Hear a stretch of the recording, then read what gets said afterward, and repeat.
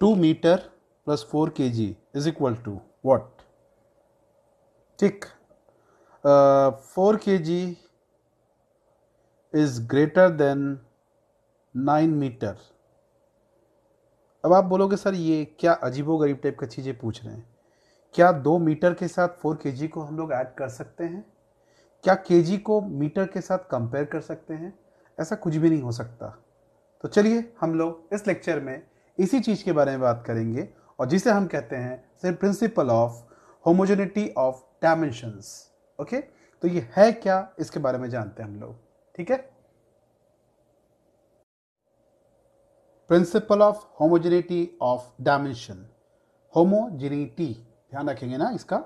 अब ये होमोजेनिटी का मतलब क्या होता है? होमोजेनिटी का मतलब होमोजेनस शब्द से आया है, और होमोजेनस का मतलब जो होता है एक जैसा। अब ये क्या है, इसके बारे में थोड़ा हम लोग जानते हैं, इसको कैसे हम लोग डिफाइन करते हैं और इसका एक्चुअल एग्जैक्ट मीनिंग क्या होता है। ठीक है, क्या बोलता है ये statement? Dimensions of all term on either side of an equation is dimensionally same. इसका मतलब होता है कि किसी भी इक्वेशन के दोनों साइड के हर एक टर्म का डायमेंशन सेम होता है। अब यहां पर सबसे पहला चीज, टर्म हम लोग किसे कहते हैं?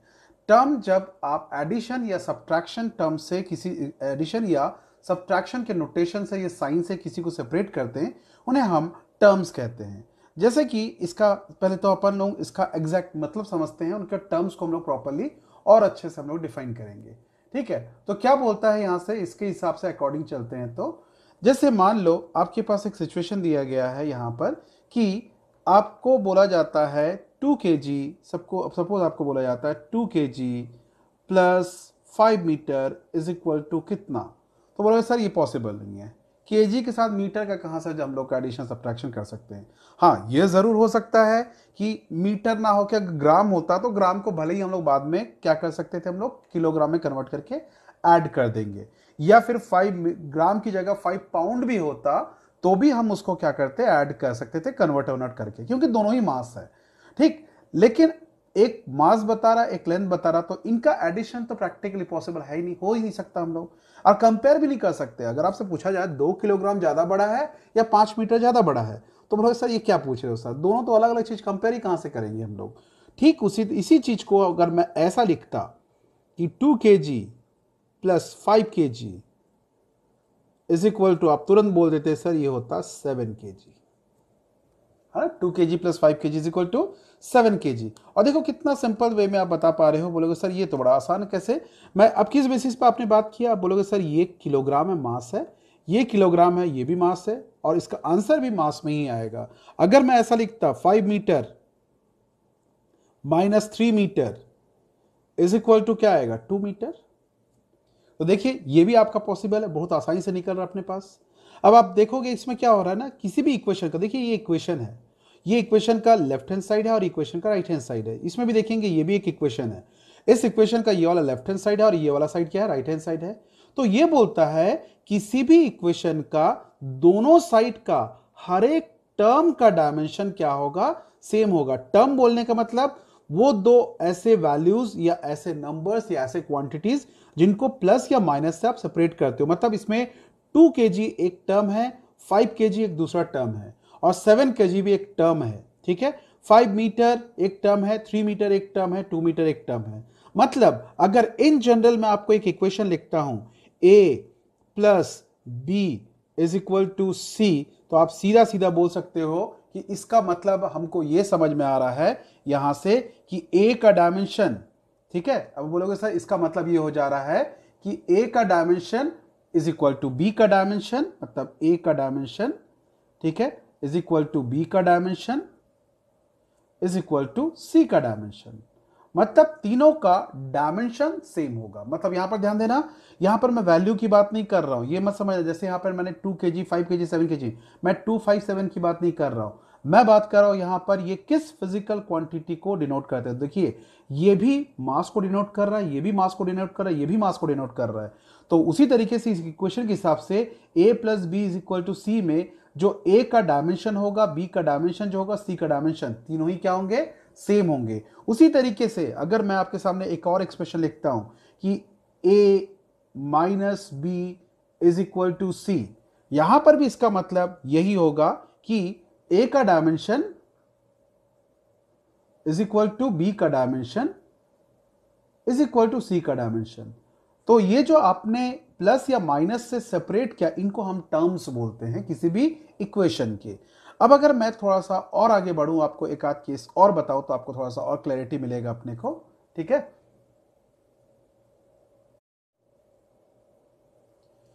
अब देखिए यहां पर जैसे मैं ऐसा लिखता हूं, X Y plus Z is equal to W. तो ध्यान देना, इसमें x और y जो है ये दोनों ही मिलके अपना क्या बनाता है, एक टर्म को बताता है। और z जो है एक और टर्म है, w एक और टर्म है। तो इसका मतलब क्या हो जा रहा है कि x y का जो डायमेंशन है that is equal to z का dimension, okay, and this is equal to w का डायमेंशन। मतलब सभी का डायमेंशन जो होगा क्या होगा, सेम होगा। मतलब मल्टीप्लीकेशन और डिवीजन से अगर सेपरेटेड है तो उनको हम लोग एक एक टर्म मानते हैं। जैसे मान लेते हैं, सपोज एक और टर्म दे दिया, a by B plus C is equal to D. तो यहां पर आप बोलोगे कि a बाई बी ये पूरा एक टर्म है। क्यों? क्योंकि इन दोनों को आपने प्लस या माइनस से सेपरेट किया है। तो a बाई बी का dimension is equal to C का dimension is equal to D का डायमेंशन। और ये जो चीज आपको बताया, इसे ही कहते हैं हम लोग principle of homogeneity of dimensions. ठीक है, मतलब किसी भी इक्वेशन के दोनों साइड के सभी टर्म का डायमेंशन क्या होता है, सेम होता है। चलिए, जब आप इस चीज को समझ गए हैं तो हम लोग कुछ इलस्ट्रेशन बनाते हैं। और थोड़ा ध्यान देना, इन इलस्ट्रेशंस को मैं आपको टोटल 6-7 इलस्ट्रेशन इसमें है, जिसमें से मैं 2-3 इलस्ट्रेशन मैं बना के बताऊंगा आपको, बाकी सब आपका होमवर्क रहेगा। ठीक है, और जितने भी इलस्ट्रेशन मैं बताता हूं, पहले कोशिश करेंगे उन इलस्ट्रेशन को खुद बनाने का। नहीं समझ में आएगा तो फिर आप लोग उसका सोल्यूशन देख लेंगे। चलिए, अब हम लोग इलस्ट्रेशन देखते हैं based on principle of homogeneity of dimensions. देखिए, यह है इलस्ट्रेशन जो principle of homogeneity of dimension पर बेस्ड है। ठीक, जिसमें हम लोग इसमें डिस्कस करेंगे, मतलब इलस्ट्रेशन मतलब न्यूमेरिकल का सॉल्यूशन के साथ। ठीक है, और ध्यान रखेंगे जो भी इलस्ट्रेशन हम लोग डिस्कस करेंगे, आप पहले कोशिश करेंगे खुद से बनाने का। नहीं बनेगा तो मैं आपको फिर बताऊंगा, या फिर आप सॉल्यूशन को देख लिया कीजिए। ठीक है, तो चलिए पहला इलस्ट्रेशन देखते हैं क्या बोलता है। Write the dimension of A and B. ये रहा ए और बी, फोकस करेंगे ध्यान से ना। इन द रिलेशन, ये हमारे पास एक रिलेशन दिया हुआ है, where P is power, X is distance and T is time. मतलब पी जो है वो पावर नाम के फिजिकल क्वांटिटी को बता रहा है, एक्स जो है वो डिस्टेंस को बता रहा है, और टी जो है वो टाइम को बता रहा है। तो आपसे बोला जा रहा है ए का डायमेंशन क्या होगा और बी का डायमेंशन क्या होगा। तो चलिए हम लोग इसको देखते हैं, इसको समझते हैं। सबसे पहले आप इसको देखिएगा, एक्स स्क्वायर माइनस बी। तो सीधा सा चीज आप समझेंगे, किसी भी चीज को प्लस या माइनस आप तब कर सकते हो जब दोनों का डायमेंशन क्या हो, सेम हो। तो देखिएगा, ये दोनों को आप तभी ऐड या सब्ट्रैक्ट कर सकते हो जब इन दोनों का डायमेंशन सेम होगा। तो मतलब पहला चीज आपको मिल गया कि b का जो डायमेंशन होगा वो किसके डायमेंशन के इक्वल होगा, एक्स स्क्वायर के डायमेंशन के इक्वल होगा। लेकिन क्वेश्चन में आपको बता रहा है x इज द डिस्टेंस, मतलब x का डायमेंशन जो होगा l का डायमेंशन होगा। जिससे आपको क्या समझ में आया, आपको यहां से ये समझ में आया कि b का डायमेंशन जो होगा x का डायमेंशन के इक्वल होगा। और x जो है वो किस चीज को डिफाइन कर रहा है, डिस्टेंस को डिफाइन कर रहा है। मतलब इसका डायमेंशन एल स्क्वायर के डायमेंशन के फॉर्मेट में होगा। तो चलिए b का डायमेंशन तो निकल गया। ओके, इसमें कुछ बड़ा इश्यू नहीं था। ओके, अब हम लोग बात करते हैं यहां पर a के डायमेंशंस के बारे में बात करते हैं। अब एक बात बताइएगा, पहले तो एक चीज समझिएगा, इस इक्वेशन में जो न्यूमरेटर है, हम लोग का जो न्यूमरेटर है वो पूरा पूरा एक्स स्क्वायर को बता रहा है, क्योंकि इसका और इसका दोनों का डायमेंशन सेम होगा। मतलब न्यूमरेटर का जो डायमेंशन होगा वो एल का स्क्वायर के डायमेंशन के इक्वल होगा, पूरा न्यूमरेटर। ठीक है ना, ये क्लियर हो गया, क्योंकि ये भी डायमेंशन एल स्क्वायर है, ये भी डायमेंशन एल स्क्वायर, तभी तो ये ऐड या सब्ट्रैक्ट होगा, और इसका पूरे का डायमेंशन क्या आ जाएगा, एल स्क्वायर आएगा। अब हम लोगों ने प्रिंसिपल ऑफ होमोजेनिटी जो बोला था, उसके अकॉर्डिंग क्या बोलता था कि किसी भी इक्वेशन के दोनों साइड का डायमेंशन क्या होगा, सेम होगा। अगर वैसा सोचा जाए तो आप देखिएगा, अगर मैं इस इक्वेशन का देखूं तो मतलब क्या होगा, p का जो डायमेंशन होगा that will be equal to X square minus B का डायमेंशन बाई ए टी का डायमेंशन, ऐसे लिखेंगे हम लोग यहां से। अगर आपको ये समझ में आता है तो तुरंत आप यहां से क्या लिख सकते हैं, पी का डायमेंशन आपको याद रखना पड़ेगा m l स्क्वायर टी का पावर -3, ठीक है, ये हो गया।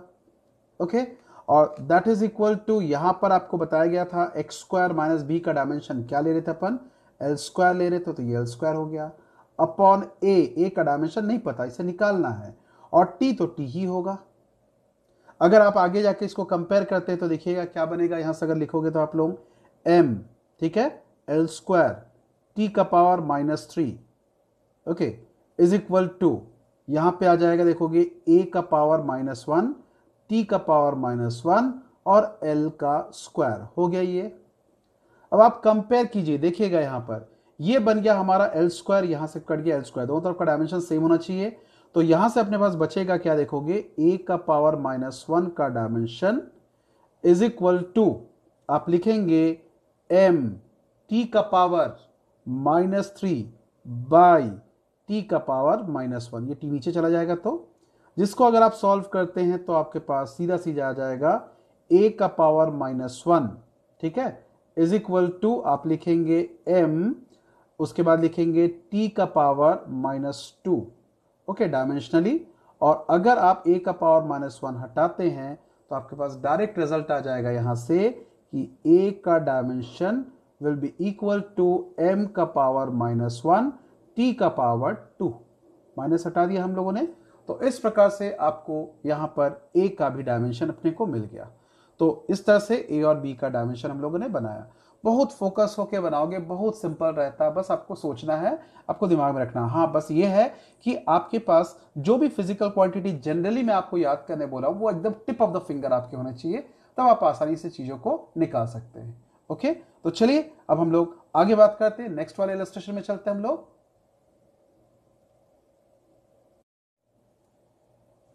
ये देखिए इलस्ट्रेशन 2 बोलता है write dimension of a by B. तो a बाई बी के लिए पहले ये तो निकालना पड़ेगा और b का डायमेंशन भी निकालना पड़ेगा, ठीक है, इन द रिलेशन, ये आपके पास एक रिलेशन दिया हुआ है, where f is the force, x is the distance and t is the time. तो मतलब आपको a और b का डायमेंशन को निकालना पड़ेगा, ठीक, अच्छी बात है, बहुत आसानी से निकाल सकते हैं। तो देखिए हम लोगों ने principle of homogeneity of dimension क्या पढ़ा था, किसी भी इक्वेशन के दोनों साइड के सभी टर्म का डायमेंशन क्या होगा, सेम होगा। मतलब क्या लिख सकते हैं आप लोग, a√x का डायमेंशन जो होगा वो f के डायमेंशन के इक्वल होगा। ओके, साथ में आपके पास ये भी आ जा रहा, देखिएगा bt² का डायमेंशन ये भी f के डायमेंशन के इक्वल होगा। मैं सबको f से क्यों कंपेयर कर रहा हूं, क्योंकि f क्या है वो पता है, फोर्स को बता रहा, बाकी के बारे में ठीक से आइडिया नहीं है। अब यहां से a का डायमेंशन निकालना, अच्छी बात है, तो a लिखिए, और यहां पे x डिस्टेंस को बता रहा, तो डिस्टेंस मतलब डिस्टेंस का डायमेंशन होता है लेंथ, और लेंथ का पावर क्या है, स्क्वायर रूट है, मतलब l का पावर हाफ लिखते हैं, स्क्वायर रूट का अपन हाफ लिखते हैं ना, ये हो गया। और f का डायमेंशन क्या होता है, m l t का पावर -2, ये आ गया आपके पास f का डायमेंशन। और इधर का अगर मैं b वाले पार्ट को सॉल्व करूं तो यहां से क्या मिलेगा, देखेंगे आप लोग, ये बन जाएगा b का डायमेंशन तो निकालना है, t मतलब टाइम का स्क्वायर मिल गया यहां से, ठीक है, चाहो तो इसको सेपरेट कर दो, नहीं तो कंफ्यूजन चलेगा ना अपने पास, ठीक है। उसके बाद में इसमें बाद में करते हैं इसको, ठीक है, इधर पे देख लेते हैं। अब यहां से क्या हो जाएगा, ये a बचेगा, बाकी आपका यहां से देखोगे l नीचे चला जाएगा, तो m l t का पावर -2 बाई l का पावर हाफ, ये l का पावर हाफ ऊपर चला जाएगा, तो ये पूरा पूरा डायमेंशन, ठीक, जिसके कारण a जो होगा, a का डायमेंशन को आप क्या लिखेंगे, यहां से लिखेंगे m, ओके, l का पावर हाफ ऊपर चला जाएगा, तो ये माइनस हाफ हो जाएगा, तो मतलब कितना हो जाएगा, बचेगा l का पावर हाफ t का पावर -2, तो ये बन गया हमारे पास a का डायमेंशन, ठीक है, ये a का डायमेंशन हो गया। अब चलिए b के डायमेंशन पर बात करते हैं हम लोग। b का डायमेंशन क्या होगा, ठीक है, b के डायमेंशन में अपने पास ऐसा होगा कि यहां से देखोगे आप लोग कि this is equal to f का डायमेंशन, और f का डायमेंशन क्या होगा, m l t का पावर -2, तो यहां से क्या हो जाएगा, b का dimension will be equal to, आप लिखेंगे m l t का पावर -2, और नीचे आ जाएगा t का पावर 2, ये आ जाएगा यहाँ पर। और अगर आप इनको सॉल्व करते हैं तो b का डायमेंशन यहाँ से आ जाएगा आपके पास, क्या आ जाएगा बताओ यहाँ से, ये हो जाएगा mL_t⁻⁻4। तो ये बन गया a का डायमेंशन, यहाँ आ गया, ये आ गया b का डायमेंशन। अब आपके क्वेश्चन में क्या पूछा गया, आपके क्वेश्चन में पूछा गया a/b का डायमेंशन निकालना है। तो ठीक है, तो चलिए हम लोग a/b का डायमेंशन निकालते हैं हम लोग। तो a/b का डायमेंशन मतलब a को b से डिवाइड कर देना अपने को। तो चलिए a/b का डायमेंशन को हम लोग फाइंड आउट करते हैं। ठीक है, देखिए a/b का डायमेंशन, ठीक है। तो a/b का डायमेंशन मतलब हम लोग कैसा लिखेंगे, यहां से लिखेंगे a/b, है ना, ऐसा लिख लेते हैं हम लोग। और इनका डायमेंशन मतलब हो जाएगा mL⁻½ t⁻⁻2 अपॉन mL⁻⁻4 हो गया। जिसे आप सॉल्व करेंगे तो आपके पास इसका जो डायरेक्ट रिजल्ट आ जाएगा, m और m कट जाएगा, ओके। तो और l ऊपर चला जाएगा तो L⁻½ -1, तो ये हो जाएगा L का पावर, चाहो तो ऐसा लिख दो m0 L⁻⁻½ और t⁻⁻2, ये -4 ऊपर जाकर +4 हो जाएगा तो बन जाएगा t⁻2। तो ये हमारा आंसर आ गया दूसरे इलस्ट्रेशन का। ठीक, ये सारे इलस्ट्रेशन को प्लीज ट्राई करेंगे आप लोग। ठीक है, अब आते हैं नेक्स्ट इलस्ट्रेशन पर, बात करते हैं हम लोग।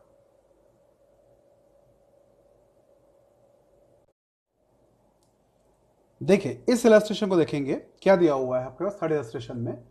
बोलता है the position of a particle moving along x axis depends on time according to the equation x is equal to at² plus bt cube, where x is in meter, t is in second.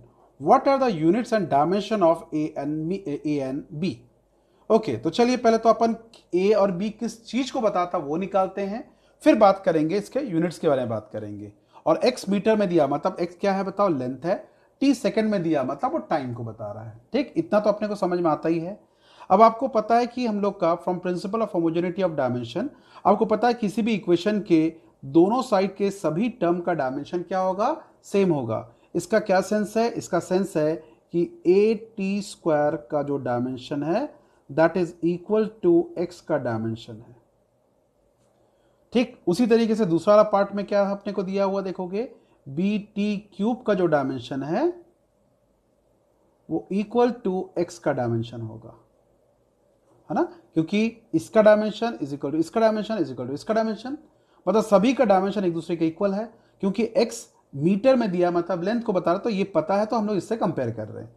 अब आप देखेंगे यहां से a का dimension निकालना है, तो a का तो नहीं पता, t टाइम को बता रहा तो t का स्क्वायर लिखो, x मीटर में दिया मतलब लेंथ को बता रहा तो आप l लिखो, हो गया। अब आप यहां से आगे चलेंगे तो क्या बन जाएगा, a इधर रहेगा और यहां से आ जाएगा देखोगे l, यहां से चलेंगे हम लोग का ये डायमेंशन लगा देते हैं l का डायमेंशन, और नीचे आ जाएगा t² का डायमेंशन, जिसे आप सॉल्व करते हैं तो a का डायमेंशन आपके पास कितना आ जा रहा है, L⁻²। तो लो आपका a का डायमेंशन मिल गया। अब आपसे पूछा गया था इसका यूनिट क्या होगा, तो यूनिट मतलब क्या है ना, सीधा सीधा अगर यूनिट की बात करें तो इसका यूनिट क्या होगा, देखिएगा यूनिट क्या हो जाएगा, लेंथ, ये l को बता रहा, लेंथ का यूनिट यहां पर क्या लेने बोला, मीटर लेने बोला तो मीटर लेंगे। t जो है वो टाइम को बता रहा है, तो टाइम क्या किस में लेने बोला, सेकंड में लेने बोला, तो सेकंड का पावर -2। और थोड़ा सा ध्यान रखिएगा ये किसका यूनिट है, आपको समझ में आ रहा होगा, मेरे ख्याल से आपको आइडिया होगा, ये एक्सेलरेशन का यूनिट है। This is the unit of acceleration. तो चलिए ये तो एक निकल आया। ओके, अब दूसरा बात करते हैं बी के डायमेंशन पर बात करते हैं। तो बी के डायमेंशन के लिए हम लोगों ने दूसरा पार्ट पर चलते हैं, हम लोग बी वाले पार्ट पर चलते हैं। तो बी यहां पर टाइम का डायमेंशन t⁻³ हो गया, और यहां से x लेंथ को बताता है तो l, ठीक है। अब यहां से देखोगे b, और इसको यही रहने देते हैं हम लोग, और ये बन जाएगा L⁻³ ऐसा चला गया। जिसे आप अगर थोड़ा सा और आगे एक स्टेप में लिखते हैं तो b का dimension is equal to L⁻³ का डायमेंशन, ये इस तरह से आ गया। तो मिल गया आपको b का डायमेंशन भी, ठीक। और जहां b का डायमेंशन मिल गया, अब आपको अगला इसमें पूछा गया था b का यूनिट क्या होगा, तो यूनिट भी बड़े आसानी से निकाल सकते हैं आप लोग। तो यूनिट ऑफ बी क्या होगा, unit of B L, L length को बता रहा है, लेंथ का यूनिट क्या होता है मीटर, टी टाइम को बता रहा है मतलब सेकेंड का पावर -3। अब ये कौन सा फिजिकल क्वांटिटी को बताता नहीं पता अपने को, क्योंकि ऐसा कोई क्वांटिटी के बारे में हम लोग नहीं जानते, नहीं पढ़े हम लोग। ठीक है, तो चलिए अब नेक्स्ट इलस्ट्रेशन पर बात करते हैं हम लोग।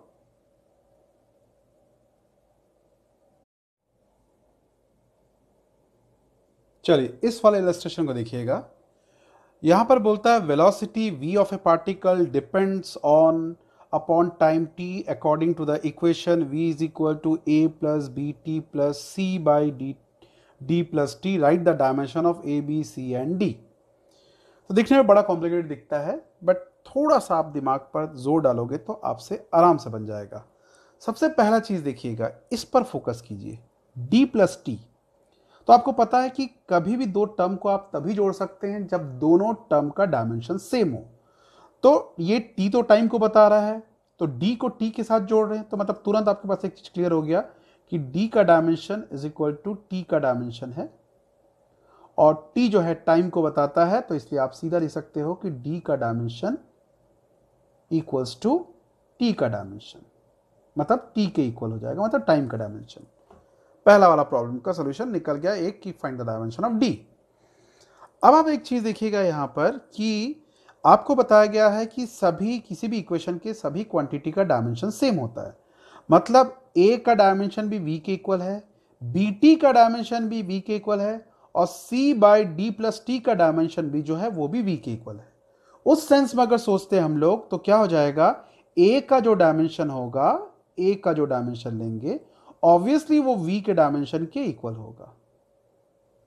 ओके, और ऐसा अगर देखा जाए तो आप सीधा यहां पर लिख सकते हो कि a का डायमेंशन जो होगा वो v का डायमेंशन, और आपको याद होगा मैंने आपको याद करने के लिए बोला था, तो एल टी का पावर -1 हो गया।